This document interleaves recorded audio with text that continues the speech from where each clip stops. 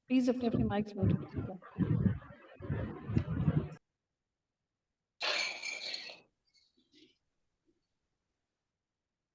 अस्सलामु अलैकुम रहमतुल्लाहि व बरकातुहू।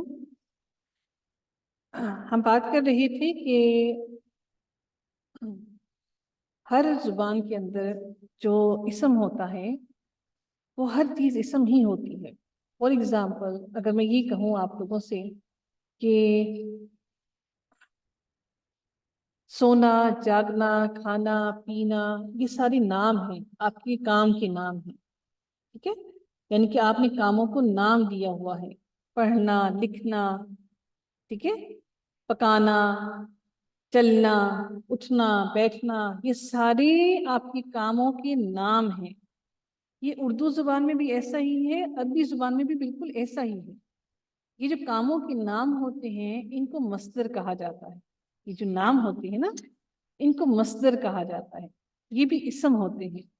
लेकिन जब हम इस इसम के अंदर, जब हम इन के अंदर जब किसी ज़माने को कैद कर देते हैं, जब इसम हमारा किसी ज़माने की कैद में आ जाता है तो वो फिर हमारा फेल बन जाता है, वो फिर हमारी वो बन जाती है। फॉर एग्जाम्पल अगर मैं ये कहूँ कि सोना, सोना आपका इसम है, लेकिन अगर मैं ये कहूँ कि मैं सोती हूँ या मैं सो रही हूँ, मैं सोती थी, मैंने उसको एक ज़माने की कैद में डाल दिया, उसको एक ज़माने के अंदर डाल दिया, ज़माने के अंदर कैद कर दिया, मैंने उसको प्रिजन में डाल दिया, उसको ज़माने के अंदर मैं सोऊंगी। अब मैं कह रही हूँ कि मैं ये काम करूंगी, अब मैंने वो जो काम था उसको मैंने ज़माने की कैद में डाल दिया, तब वो जाके आपका फेल बन गया। वैसे वो मस्दर था, वो नाम था, किसका नाम था? वो उसके ज़माने का नाम, ज़माने का यानी कि फेल का नाम था, ज़माने का नहीं, फेल का नाम था। जब हमने फेल को ज़माने की कैद में डाल दिया, वक्त की कैद में डाल दिया, तो हमारा इसम हमारा फेल बन गया। समझ गए आप लोग? जिसको समझ आया है वो हैंड रेज़ कीजिए। जब भी आपका इसम बगैर ज़माने की कैद में हो, ज़माने के बगैर हो, वो इसम आपका हमेशा हमेशा इसम होता है। लेकिन जब हम उस इसम को ज़माने की कैद में डाल देते हैं तो वो इसम आपका फेल बन जाता है, ठीक है। फॉर एग्जाम्पल मैं कहूँ ये बात आप लोगों से कि मैं ये आप लोगों से कहूँ कि बैठना, बैठना आपका क्या है? ये आपका इसम है।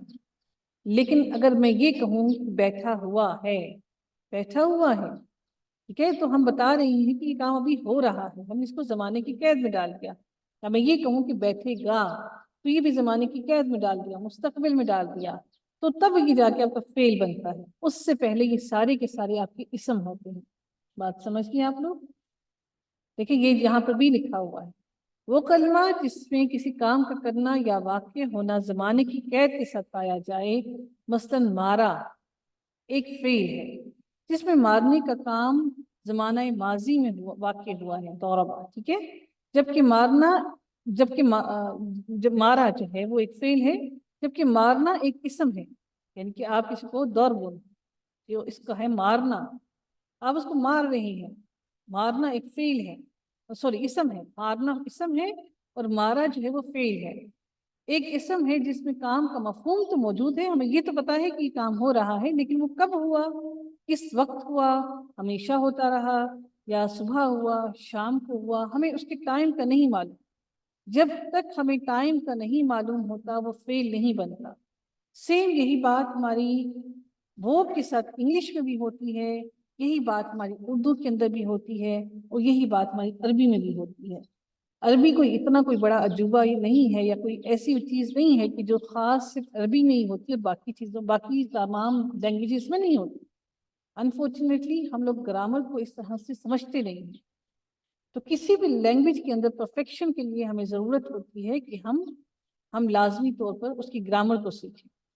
अब सबसे पहले अगर हमने देखा था कि हमने 3 चीज़ों में इनको तकसीम किया था, इसम और फेल के, फेल और हर्फ के अंदर। इसम क्या है? किसी शख्स, जगह, चीज़। सिर्फ हम अगर ये कहें कि खूबसूरत, खूबसूरत जो है वो भी इसम है, सिर्फ है, उर्दू में भी इसम है, ठीक है, इवन कि इंग्लिश में भी वो आपका नाउन है, ठीक है। वो आपके नाउन के अंदर एडजेक्टिव्स जो होते हैं वो आपके नाउन्स के साथ आते हैं, वो नाउन्स को एक्सप्लेन कर रहे होते हैं, वो आपके एडजेक्टिव्स होते हैं, वो भी नाउन की कैटेगरी में आते हैं। अरबी में भी ऐसे ही है, सिर्फ भी आपका हमेशा नाउन ही होता है, वो आपका इसम ही होता है, वो आपका फेल नहीं होता, ठीक है। या काम का भी नाम जो होता है वो सारा का सारा इसम कहलाता है, लेकिन जो काम के नाम से मुराद मस्दर है, काम का जो नाम होता है उसको मस्दर कहते हैं। काम के नाम को क्या कहते हैं जी? आप लोग अपने माइक्स म्यूट नहीं करते ना, फिर मुझे आप सब लोगों को म्यूट करना पड़ता है। काम के नाम को मस्दर कहते हैं, मसलन पढ़ना, लिखना, मारना, जाना, आना, खाना, पीना वगैरह वगैरह, ये सारे के सारे कामों के नाम हैं। इन सब कामों के नाम को हम मस्दर कहते हैं। आप ये जो कामों के नाम है ये फेल कब बनेंगे? जब हम इनको क्या करेंगे? जब हम इनको कहाँ पर डालेंगे जी? बताइए, अनम्यूट कीजिए, कोई एक बंदा में अनम्यूट करे। जमाने की कैद करेंगे जब, जमाने जी की, हाँ, टाइम मेंशन जमाने की करेंगे। जब हम इनको टाइम जमाने के कैद में डालेंगे तो फिर हमारा ये कैद में फेल डालेंगे। बनेंगे। समझ गए आप लोग? अल्हम्दुलिल्लाह, आई एम होपफुल कि आपको समझ आ गया होगा। अब एक हर्फ होता है, हर्फ वो होता है जो हम लोग इंग्लिश में भी यूज करते हैं, उर्दू में भी यूज करते हैं, और बिल्कुल अरेबिक में भी वैसे ही यूज करते हैं। मैंने आपसे कहा अरेबिक कोई ऐसी चीज नहीं है कि जो सिर्फ और सिर्फ इसी लैंग्वेज में है, बल्कि वो सारी की सारी लैंग्वेजेस में ऐसे ही है। हर्फ क्या होता है? दर हकीकत हर्फ में, हर्फ जो होता है वो इट्सेल्फ को मीनिंग नहीं देता। वैसे ही अगर कहीं रखा हुआ है वो हर्फ, तो वो अकेला कहीं पर कोई मीनिंग नहीं देता जब तक वो किसी चीज के साथ जुड़ ना जाए, किसी के साथ लग ना जाए। इंग्लिश के अंदर हम prepositions यूज करते हैं, आपको मालूम होगा, ऑन, इन, अंडर, ये सारी की सारी prepositions हम इंग्लिश में यूज करते हैं। और उर्दू में भी हम यूज करते हैं, ऊपर, नीचे, पर, में, अंदर, बाहर। अब हमें क्या पता अंदर बाहर क्या है, क्या हो रहा है, किसके अंदर किसके बाहर, ऊपर किसके नीचे, हमें नहीं मालूम। अरबी जुबान में भी ऐसे ही है कि हर्फ जो होते हैं वो जब तक किसी दूसरे लफ्ज के साथ मिल ना जाए उस वक्त तक वो अपना मानी नहीं देते। इनको किसी दूसरे की जरूरत होती है, उसके बगैर ये अपना मानी नहीं देते, ये अपना मीनिंग नहीं देते, इनका मीनिंग हमें समझ नहीं आता। तो अरबी जुबान को सीखने के लिए सिर्फ 3 चीज़ों को हमें सीखना है। वो 3 चीज़ें अगर आपने सीख ली तो आपको पूरी अरबी जुबान इंशाल्लाह आ जाएगी। सबसे पहली बात है इसम, दूसरी है फेल, और तीसरी है हर्फ। कुरान मजीद के अंदर तकरीबन 80% वर्ड्स जो है वो इसम है, क्योंकि हम ये जान गए हैं, हमें मालूम हो गया है कि कामों के नाम भी इसम ही होते हैं, चीज़ के नाम भी इसम है, जगह भी इसम है, सिर्फ भी इसम है। तो इसका मतलब है कि वो जो बाकी रह गए उसमें से कुछ परसेंट जो है वो हर्फ की, 20% में हर्फ और फेल दोनों शामिल, ठीक है। आगे हम अब देखते हैं इसम को। अगर हम देखें अब इन बातों को थोड़ा गौर से सुनिएगा। जब भी हमारे यहाँ जब भी कोई बच्चा पैदा होता है तो बच्चे की पैदाइश के साथ हम सबसे पहले किसी भी बच्चे को सबसे पहले चीज़ों के नाम सिखाते हैं, ठीक है। हमने चीज़ों के नाम बच्चों को इसम सिखाए थे। अल्लाह ताला ने भी हज़रत आदम अलैहिस्सलाम को भी चीज़ों के नाम सिखाए थे। सबसे पहले बच्चे को सबसे पहले हम क्या बोलना सिखाते हैं? मामा, बाबा, नाम सिखाए, दादो, नानो, ठीक है। ये सारे नाम हम बच्चों को सिखाते हैं। आहिस्ता आहिस्ता बच्चों की वोकैबुलरी इंक्रीज होती है, बच्चे बहुत सारे नाम सीख जाते हैं, ठीक है। अब जब बच्चा हमारा नाम सीख गया, अभी माँ की गोद में है, अभी वो सिर्फ बातचीत करना सीख रहा है। अब बच्चे ने नाम सीख लिया, अब बच्चे को हमने क्या किया? बच्चे को नाम सिखाने के बाद हमने बच्चे को स्कूल के अंदर डाल दिया। स्कूल में जाते हैं साथ ही बच्चों को स्कूल वाले सबसे पहली चीज नाउन्स के साथ क्या सिखाते हैं कि बेटा ये चीज जो है ये कॉमन नाउन है और ये प्रॉपर नाउन है। ये चीज जो है ये कैपेसिटी में डाल देते हैं, वुसअत में डाल देते हैं कि इस इसम की क्या वुसअत है, کہ یہ اسم کس کیٹیگری کے اندر جا کے اس کی وسعت کتنی وسیع ہے، اس کی وسعت کہاں جا کر رکتی ہے، معرفہ میں رکتی ہے یا نکرہ میں رکتی ہے، یہ کوئی عام سی چیز ہے، یہ کوئی خاص سی چیز ہے. ٹھیک ہے، تو وہ سب سے پہلے اسکول والے بچوں کو کیا سکھاتے ہیں کہ بیٹا یہ اس میں نکرہ ہے اور یہ اس میں معرفہ ہے. بچہ ماں کی گود میں ہوتا ہے، سب سے پہلے وہ اسم سیکھتا ہے. اسم کو سیکھنے کے بعد جب وہ اسکول جاتا ہے، اسکول جانے کے بعد سب سے پہلی چیز وہ سیکھتا ہے یہ معرفہ ہے اور یہ نکرہ ہے. اس کے بعد ہم جب بچے کو سینٹینس کے اوپر لے کر آتے ہیں اور جب ہم پھر ان کو سکھاتے ہیں سینٹینس میکنگ سکھاتے ہیں، ہم بچوں کو پھر یہ بھی سکھاتے ہیں یہ چیز مذکر میں آئے گی، یہ چیز مؤنث میں آئے گی، اس کا جنس سکھاتے ہیں. بچے جب گھر میں ہوتے ہیں ہم اگنور کر جاتے ہیں، وہ اگر لڑکے کو لڑکی بھی بول دیں تو ہم کہتے ہیں کوئی بات نہیں خیر. لیکن یہ پرفیکشنز کب آتی ہیں؟ جب بچہ اسکول جاتا ہے. پھر اس کو پکا اس کو کہا جاتا ہے کرسی جو ہے وہ کیا ہے، میں یہ کرسی میری ہے. تو کرسی کیا ہوگی؟ مذکر ہوگی مؤنث ہوگی؟ مؤنث ہوگی نا. تو ہم بچے کو سکھاتے ہیں سینٹینس کو لکھنے کے لیے کہ اب اس کو مذکر اور مؤنث کیوں آپ نے بتانا ہے کہ مذکر کیا ہے اور مؤنث کیا ہے. سب سے پہلی چیز بچے کو نام سکھایا، بچے کو اسکول بھیجا، بچے نے اس میں نکرہ اور اس میں معرفہ سیکھ لیا. دوسری چیز یعنی کہ وسعت سیکھ لی کہ یہ کتنا وسیع ہے، یہ لفظ، یہ چیز، یہ اسم کتنا وسیع ہے، یہ معرفہ میں جائے گا یا نکرہ میں جائے گا. اس کے بعد ہم بچے کو اس کا جنس سکھاتے ہیں، یہ مذکر ہے یہ مؤنث ہے. ٹھیک ہے، جینڈر سکھا دیں. اب ہم بچے کو کاؤنٹنگ سکھا رہے ہیں. اب بچے کو یہ بھی تو بتانا نہیں کہ ایک ہے، یہ دو ہے، تین ہے، چار ہے، پانچ ہے، چھ ہیں، کتنی چیزیں ہیں. ہم نے بچے کو سب کچھ سکھایا، 1 2 3 4 5. ساری زبانوں کے اندر دو چیزیں ہوتی ہیں، ایک واحد ہوتا ہے ایک جمع ہوتا ہے. اچھا، اردو کے اندر بھی تثنیہ ہوتا ہے، لیکن انفارچونیٹلی میں آپ کو بتاؤں کہ ہمیں کبھی وہ تثنیہ پڑھایا نہیں گیا. میں آپ کو بتاتی ہوں کیسے. عربی زبان میں ہم کیا کرتے ہیں، جو تثنیہ ہوتا ہے نا اس کے آگے یا نون لگاتے ہیں، وہ تثنیہ بن جاتا ہے. ٹھیک ہے، عربی میں آپ لوگوں نے پڑھا ہوگا، عربی اس میں اردو میں قوسین لگائیں، قوسین.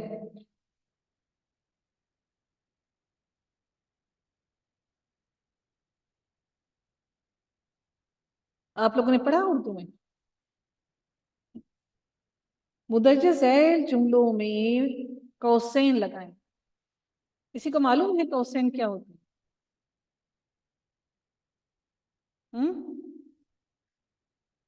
قوس کس کو کہتے ہیں؟ جی نہیں معلوم؟ بریکٹس کو کہتے ہیں.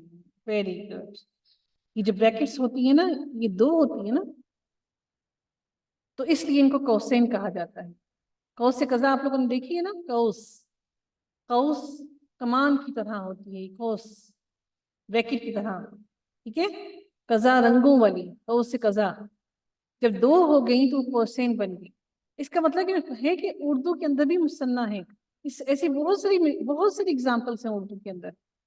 ٹھیک ہے، ابھی میرے ذہن میں نہیں ہے لیکن کافی سارے اگزامپلس ہیں اردو کے اندر جن کے اندر تثنیہ کا لفظ اسپیشلی یوز کیا جاتا ہے. لیکن ہمیں کبھی یہ پڑھایا نہیں کیا، ہمیں کبھی بتایا نہیں کیا کہ تثنیہ بھی ہوتا ہے اردو میں. ہم لوگوں نے ہمیشہ واحد اور جمع ہی پڑھا ہے. ٹھیک ہے، تو عربی زبان کے اندر 3 چیزیں استعمال کی جاتی ہیں جب ہم عدد کو معلوم کرتے ہیں، جب ہم نمبرز کو معلوم کرتے ہیں. ایک ہوتا ہے واحد، ایک ہوتا ہے مثنیٰ اور ایک ہوتا ہے جمع.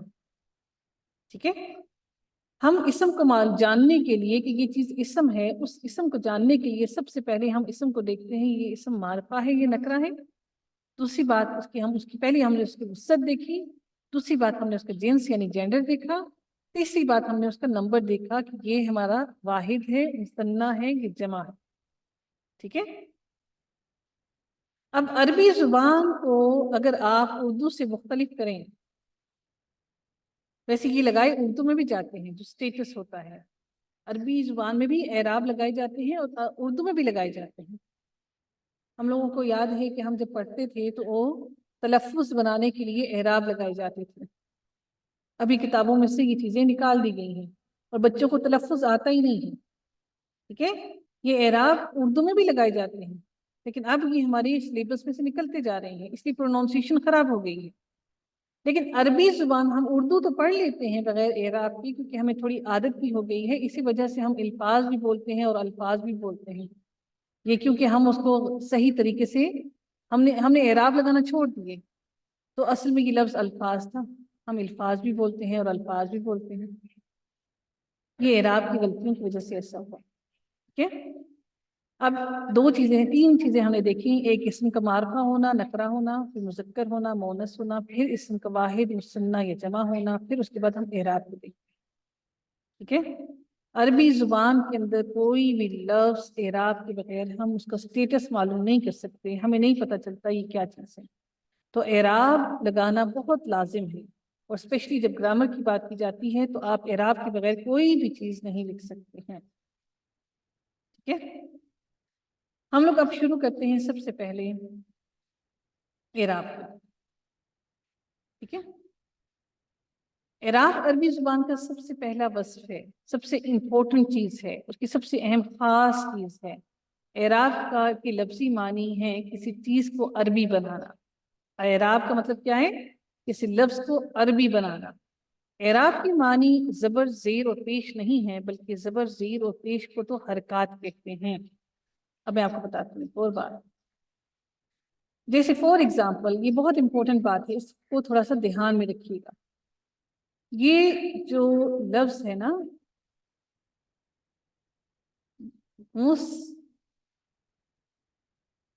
مسلمون, اچھا یہ پیش, یہ جزم, یہ جو زیر ہے نا, یہ آپ کی کیا ہے؟ حرکات. ہم ساروں کو اعراب بولتے ہیں, یہ در حقیقت حرکات ہوتی ہیں.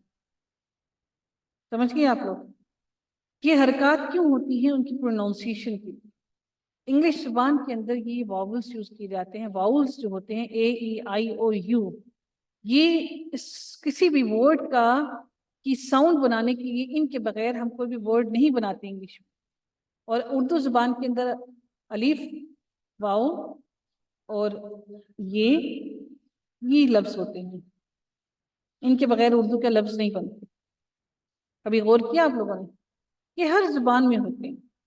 اردو کے یہ ہوتے ہیں, اور انگلش کے واؤلز ہوتے ہیں, اور عربی زبان کے اندر وہ ان کی خاصیت کیا ہوتی ہے؟ حرکات ہوتی ہیں. ان ساروں کو, یہ جو زیر زبر پیش ہے, ان سب کو حرکات کہتے ہیں.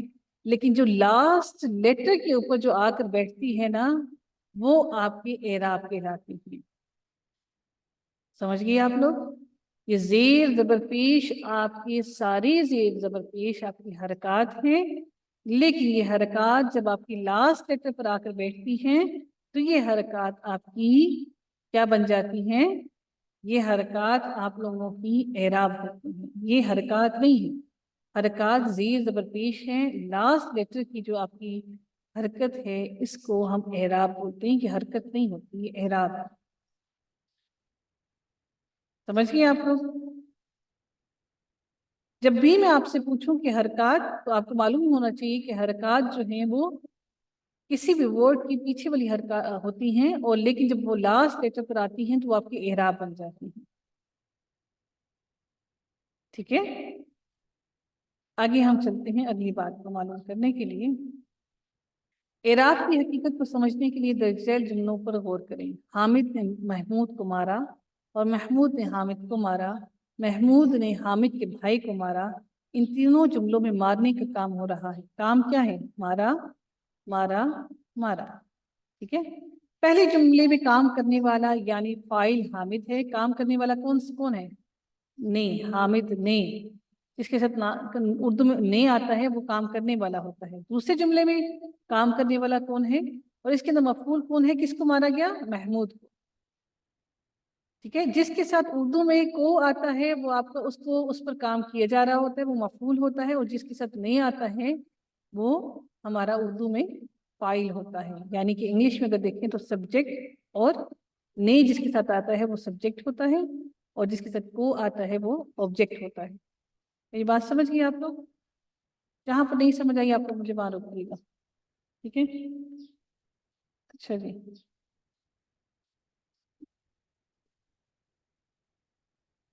आगे चलते हैं हम लोग।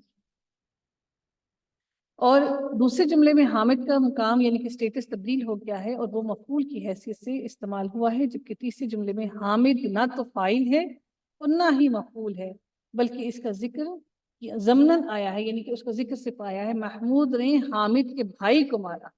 हामिद को भी नहीं मारा बल्कि हामिद के भाई को मारा, यानी कि उसके रिलेशनशिप वाले किसी बंदे को मारा है। इन तीनों जुमलों में इसम हामिद के मानी में कोई तब्दीली वाक़ई नहीं हुई। एराब की तब्दीली याद कीजिए, रखिएगा कि एराब की तब्दीली उस लफ्ज के मानी में तब्दीली नहीं लाता, लफ्ज का मानी वही रहता है, ठीक है, लेकिन उस लफ्ज का स्टेटस तब्दील कर देता है। वो उसको कभी काम करने वाला बना देता है, कभी उसको उस जिस पर काम किया जा रहा हो वो बना देता है।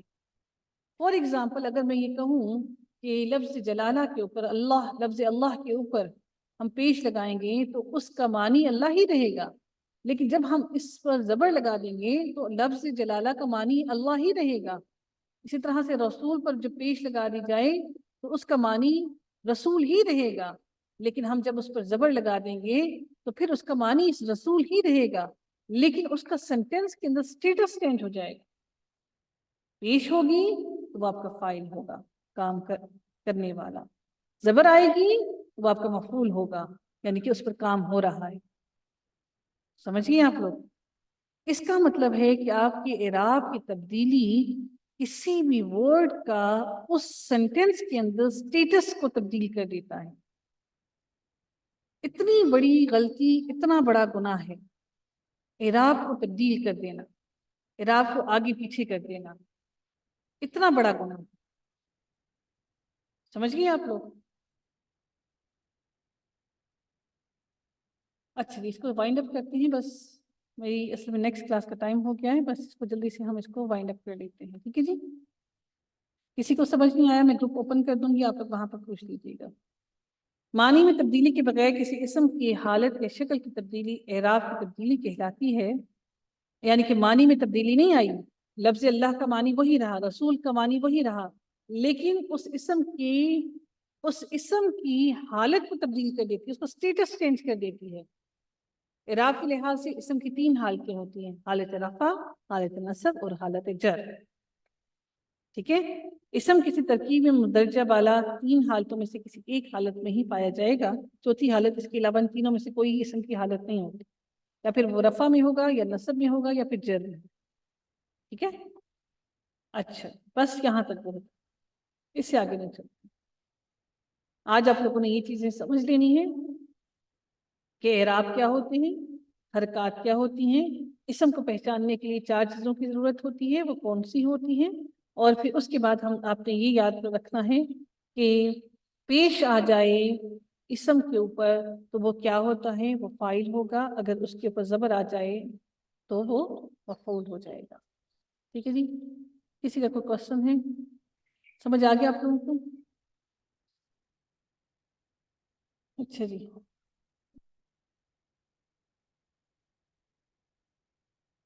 जी जी, किसी का कोई क्वेश्चन है तो जल्दी से कीजिएगा, मैं नेक्स्ट क्लास में। जी मुझे पूछना था, वो